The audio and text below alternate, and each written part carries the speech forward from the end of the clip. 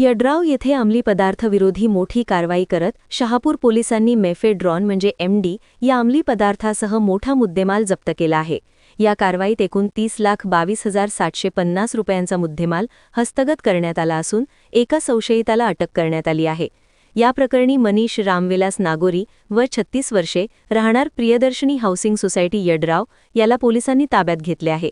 याबाबत शहापूर पोलीस ठाण्यात गुन्हा दाखल करण्यात आला आहे।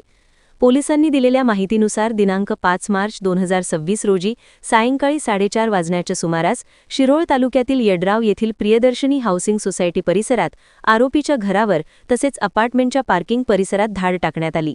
तपासादरम्यान आरोपीच्या ताब्यातून 865 ग्राम वजनाचा मेफेड्रॉन म्हणजे एमडी अंमली पदार्थ जप्त करण्यात आला।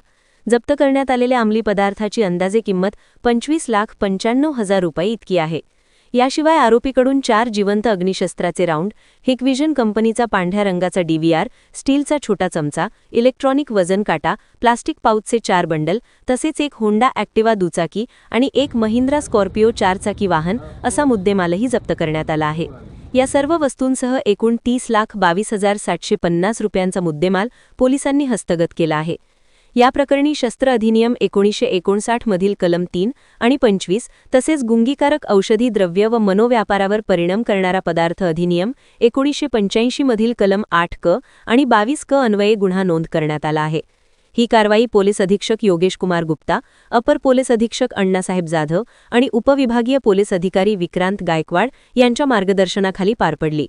पोलीस निरीक्षक सचिन सूर्यवंशी, पोलीस उपनिरीक्षक श्रीकृष्ण दरेकर, सहाय्यक फौजदार बबन माळी तसेच इतर पोलीस कर्मचाऱ्यांनी या कारवाईत सहभाग घेतला। या प्रकरणाचा पुढील तपास पोलीस उपनिरीक्षक महावीर कुटे करीत आहेत।